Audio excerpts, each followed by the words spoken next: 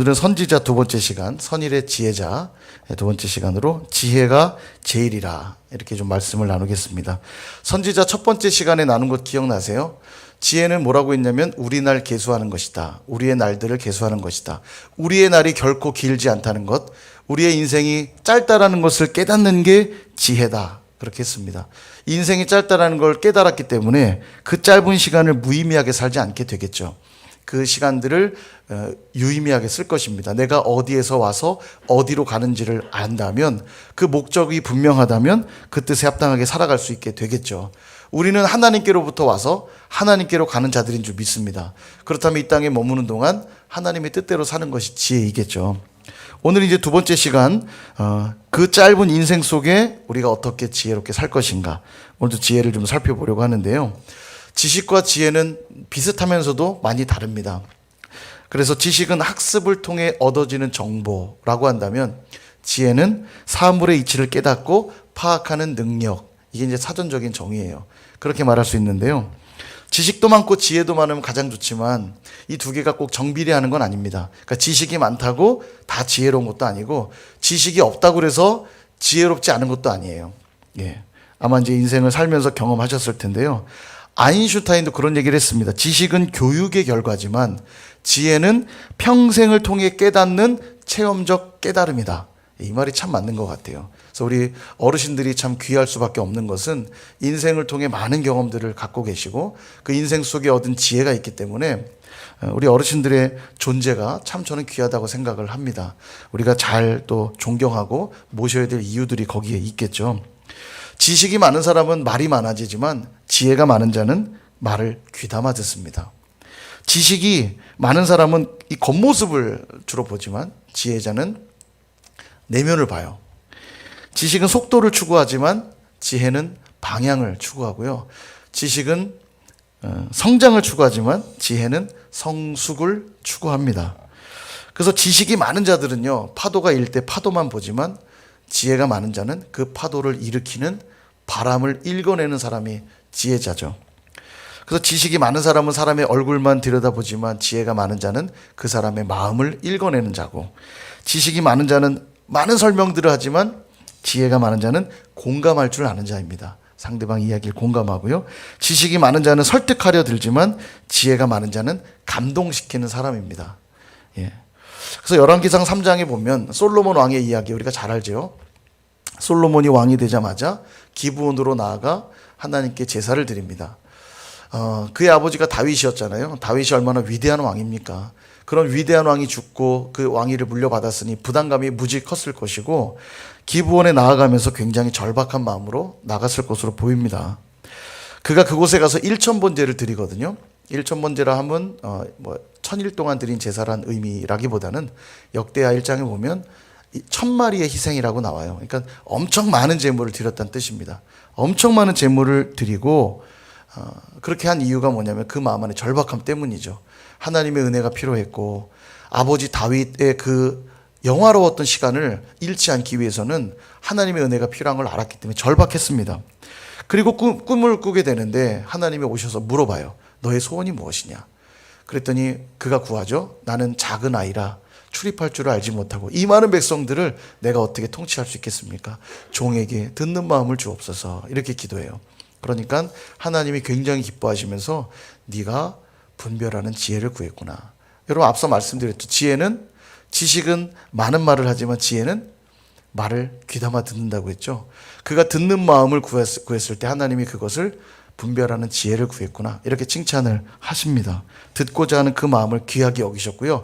그러자 그가 구하지도 않았던 부귀와 영화까지 내가 주노라, 이렇게 말씀해요. 그러니까 지혜가 얼마나 귀한 겁니까? 지혜만 얻으면 구하지 않은 것까지도 하나님 주시잖아요. 부귀와 영화까지도 주시는 겁니다. 그래서 지혜는 가장 값진 것이에요. 모든 것보다도 더 값진 것입니다. 믿으시기를 축복합니다. 여러분, 그래서 지혜를 사모하셔야 돼요. 지혜야말로 내가 사모하는 어떤 것보다도 귀한 것이기 때문입니다. 차도 사야 되고 집도 사야 되고 옷도 사야 되고 뭐만 있으면 되죠? 돈만 있으면 되죠. 예, 돈만 있으면 다 살 수 있잖아요. 지혜가 그와 같다는 거예요. 우리 삶에 많은 필요들이 있지만 지혜가 있으면 그 모든 것들이 지혜로부터 흘러나올 수 있다는 겁니다. 지혜가 너무 중요하죠. 오늘 본문을 통해 그 지혜를 좀 찾아볼 텐데 세 가지로 좀 정리해 볼게요. 첫째는 말씀을 마음에 새기고 지키라, 이렇게 교훈합니다. 우리 4절과 5절을 한 번 더 읽어보겠습니다. 시작. 아버지가 내게 가르쳐 이르기를 내 말을 내 마음에 두라. 내 명령을 지키라. 그리하면 살리라. 지혜를 얻으며 명철을 얻으라. 내 입의 말을 잊지 말며 어기지 말라. 아멘. 여러분, 여기 보시면 아버지가 가르쳐 준 말씀이 있대요. 이 잠언은 솔로몬의 잠언이니까 이 아버지는 누굴까요?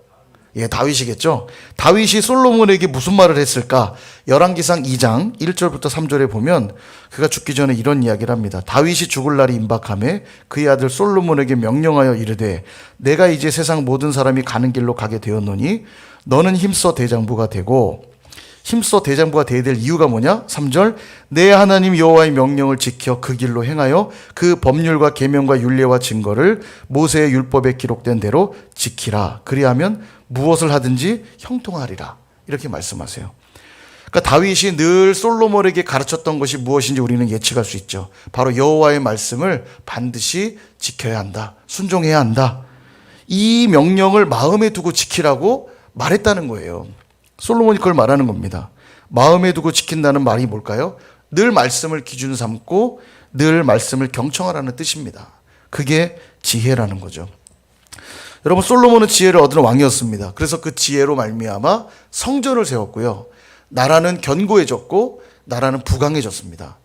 다윗 시대보다도 더 넓은 영토를 차지했고요. 가장 찬란한 시대를 이룬 것이 솔로몬이에요. 그가 얻은 지혜 때문에 가능했을 것입니다. 그러니까 계속해서 그 말씀을 기억하고 말씀대로 순종하며 살기만 하면 복과 은혜를 계속 누렸을 텐데, 안타깝게도 솔로몬의 말년은 그리 좋지 못했습니다.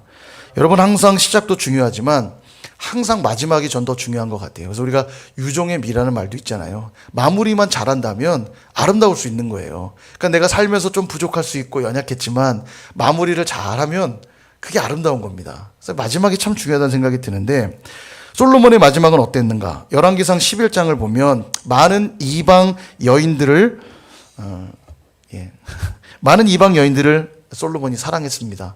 얼마나 많은 여인을 사랑했냐면 후궁이 700, 첩이 300. 예, 대단하죠? 사실 이건 정치력을 말하는 거기도 해요. 주변의 나라들과 다 결혼 관계를 맺어서 귀족들이나 다 능력 있는 사람들과 결혼 관계를 맺어서 그 부를 과시하고 또 정치적인 안정을 꾀하려고 하는 건데, 여하튼 이렇게 많은 여인들을 받아들이다가 어떤 일이 벌어지냐면 이 여인들이 모시는 그 이방신들을 함께 섬기기 시작합니다. 분양하기 시작해요. 이방신들에게. 자, 그래서 하나님이 경고를 하시는데, 아까 그 말씀 열왕기상 11장 9절에서 10절. 솔로몬이 마음을 돌려 이스라엘의 하나님 여호와를 떠남으로 여호와께서 그에게 진노하시니라. 여호와께서 일찍이 2번이나 그에게 나타나시고 이 일에 대하여 명령하사 다른 신을 따르지 말라 하셨으나 그가 여호와의 명령을 지키지 않았으므로. 그죠? 다윗이 늘 가르쳤던 하나님 말씀을 떠나지 말라. 그걸 늘 마음에 두고 말씀대로 살았어야 되는데 그의 말년은 이 명령을 지키지 않았어요. 결국 지혜는 하나님 말씀을 마음에 두고 순종할 때 생기는 것인데, 솔로몬은 그 지혜를 받았으나 말씀으로부터 멀어지기 시작할 때 그 지혜가 잘 작동하지 못한 거죠. 결국 퇴락의 길을 걷게 됩니다. 오늘 본문 6절에 보니까 이런 말씀 나와요. 지혜를 버리지 말라. 그가 너를 보호하리라. 그를 사랑하라. 그가 너를 지키리라. 말씀하죠. 지혜가 너를 보호할 것이라고. 솔로몬이 그 지혜를 계속 붙들었다면 그는 보호받았겠지만 안타깝게도 그는 지혜를 버립니다. 말씀에 순종하지 못하죠. 그러므로 어느 때라도 우리가 하나님 말씀으로 돌아가야 돼요. 이게 너무 중요합니다. 하나님이 기뻐하시는 건 뭘까? 하나님의 뜻은 무엇일까? 항상 주님께 이걸 물어야 하고요. 어떤 일이 벌어져도 하나님의 뜻이 어디에 있을까? 하나님이 내게 뭘 말씀하시려고 하는 걸까? 말씀을 읽고 기도하며 주님의 뜻을 늘 물어야 돼요. 그리고 깨닫게 하시는 그 뜻대로 순종한다면 우리는 지혜를 얻은 자인 것입니다. 그리고 그 지혜는 우리를 보호할 것이요, 지키실 것이요, 우리로 살게 하실 것입니다. 두 번째는 지혜를 위해서 모든 노력을 기울이라고 가르치시는데요. 우리 7절 말씀을 다 함께 읽어보겠습니다. 시작. 지혜가 제일이니 지혜를 얻으라. 내가 얻은 모든 것을 가지고 명철을 얻을지니라. 아멘. 여기 이제 명철도 지혜라고 읽으시면 됩니다. 내가 얻은 모든 걸 가지고 그 지혜를 얻으래요. 왜냐하면 지혜가 제일이니까. 최고의 가치를 발견하면 우리는 모든 노력을 기울이게 돼 있습니다. 건강의 가치가 귀한 걸 깨달은 사람은 자기가 가진 재산을 다 동원해서라도 좋다는 모든 보약은 다 사서 먹어요. 그죠? 돈을 아까워하지 않습니다. 반대로 돈의 가치가 가장 크다 여기는 사람은 건강을 헤쳐가면서까지라도 돈을 벌어요. 그죠? 그러니까 자기가 어떤 가치를 중요하게 여기냐에 따라 다른 걸 희생시키면서까지라도 그 가치를 얻으려고 합니다. 그게 사람이에요. 사랑하는 사람을 만나보세요. 그 사람을 얻으려고 돈이고 시간이고 다 쏟아붓죠. 아깝다고 생각하지 않습니다. 그 사랑을 위해서 투자하는 거라 생각하죠. 아까워하지 않아요. 그래서 최고의 가치를 발견하면 반드시 어떤 희생의 형태들이 나타나게 되어 있는데 오늘 그 말씀하는 거예요. 지혜가 제일이므로 내가 얻은 모든 것을 가지고 그 지혜를 얻으라는 거예요. 다른 말로 하면 모든 것을 쏟아붓지 않으면 지혜는 쉽게 얻을 수 있는 것이 아니다. 이런 말인 거죠. 그래서 잠언 3장 15절은 이런 말씀이 있어요. 지혜는 진주보다 귀하니 내가 사모하는 모든 것으로도 이에 비교할 수 없도다. 예. 진주보다도 귀하대요. 진주 얘기하니까 생각나는 사건이 딱 있죠. 마태복음 13장에 우리 함께 공부했던 천국 비유. 예수님이 마태복음 13장에 천국 비유를 하시면서 그 중에 하나가 진주 비유였잖아요. 장사가 천국은 이와 같다라고 하면서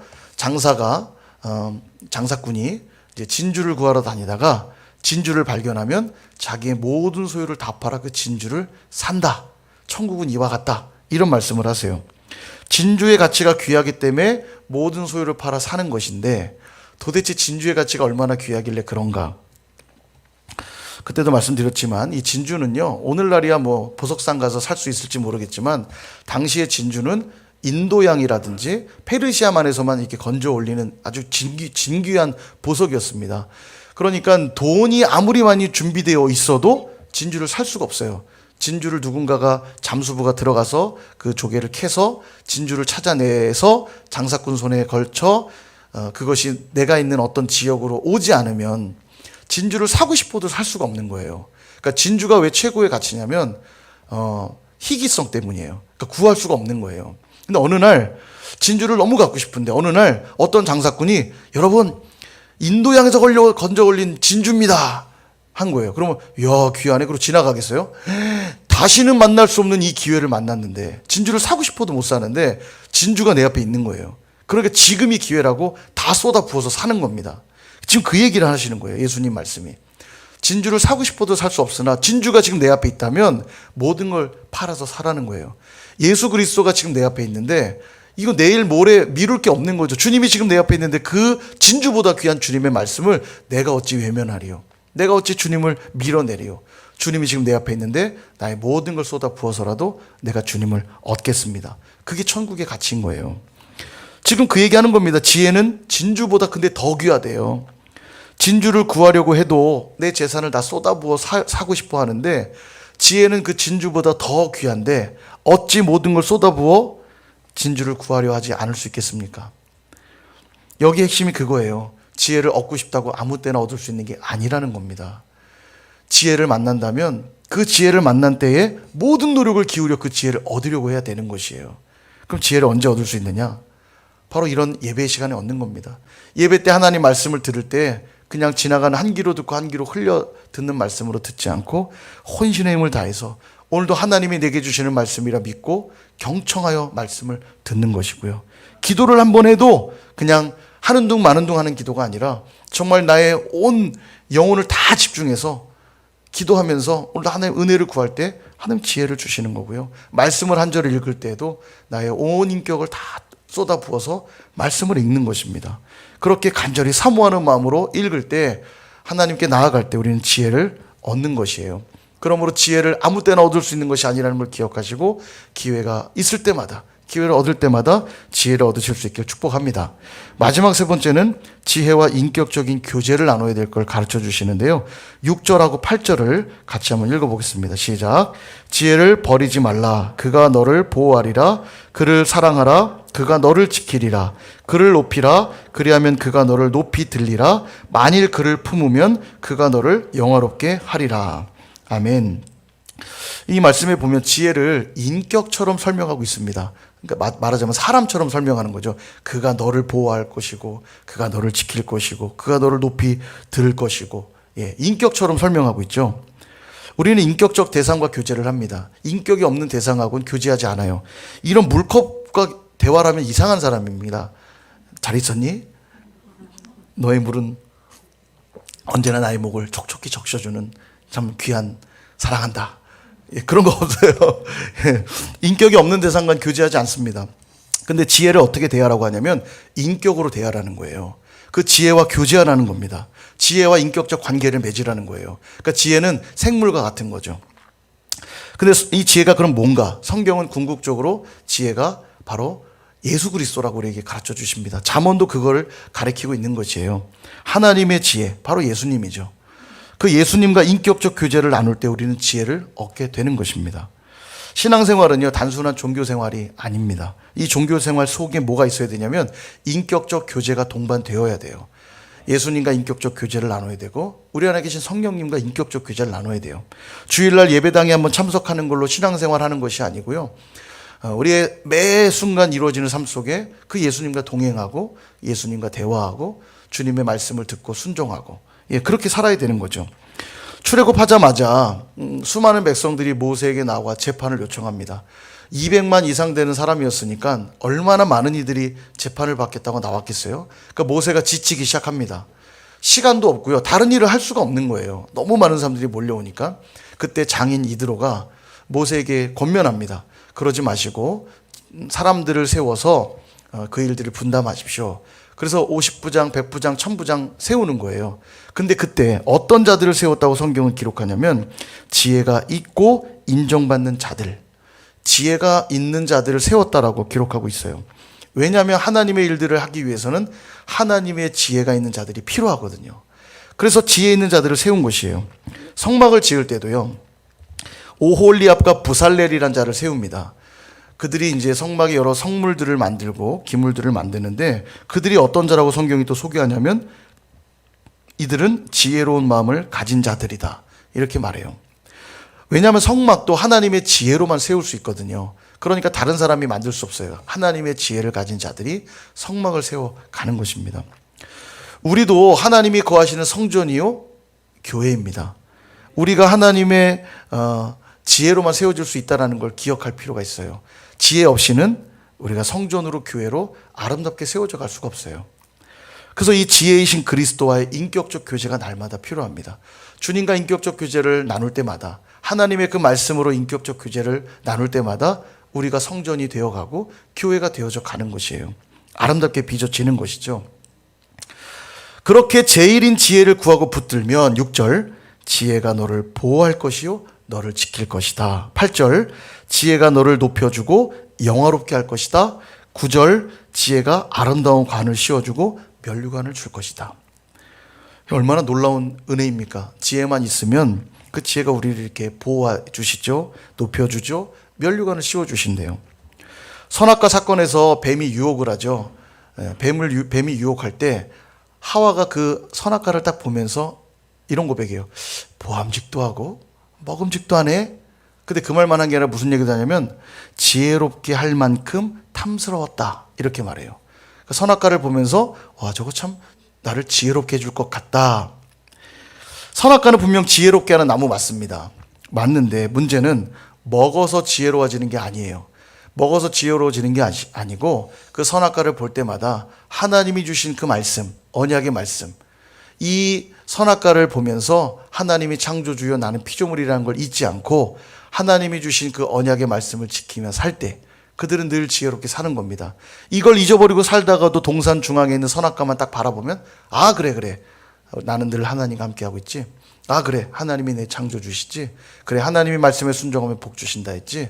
이거를 잊지 않도록 하나님 동산 중앙에 선악과를 두신 거예요. 그러니까 선악과를 볼 때마다 지혜를 얻는 겁니다. 말씀이 생각나니까요. 그렇게 하나님과 늘 교제했어야 되는데 그들이 착각했죠. 선악과를 먹죠. 먹음으로 지혜롭게 될 거라 착각한 것입니다. 만약 그들이 그 유혹을 이겨내고 선악과를 통해 하나님 말씀을 기억하며 순종했다면 그 지혜는 그들의 생명을 보호해 주었을 것이고요.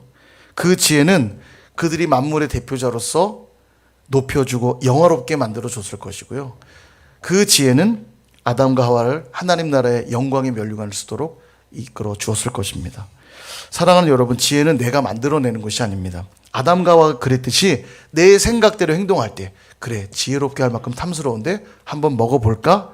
내 생각대로 행동할 때 그것이 아무리 탁월해 보이고 아무리 괜찮아 보인다 해도 그것은 지혜일 수가 없습니다. 그보다 언제나 늘 우리는 하나님께로 나아가야 돼요. 그리고 주님이 주시는 말씀을 붙들고 순종하기 시작할 때 그게 바로 지혜라는 사실입니다. 때론 내 생각과 다를 수 있어요. 그럼에도 불구하고 하나님 말씀이 진리임을 믿고 그 말씀에 내 생각과 내 마음을 다 맡기고 그 말씀과 교제하기 시작할 때 그 지혜는 우리를 보호해 줄 것이요, 높여줄 것이요, 우리를 영화롭게 해 주실 것입니다. 3월 한 달 지혜로운 마음을 얻으라. 이것이 우리의 목회 계획이죠. 여러분 이 목표를 기억하시고 짧은 우리의 인생 속에서 단 한순간도 하나님 말씀을 놓치지 않고 순종함으로 지혜로운 마음을 다 얻으실 수 있기를 주님의 이름으로 축원드립니다.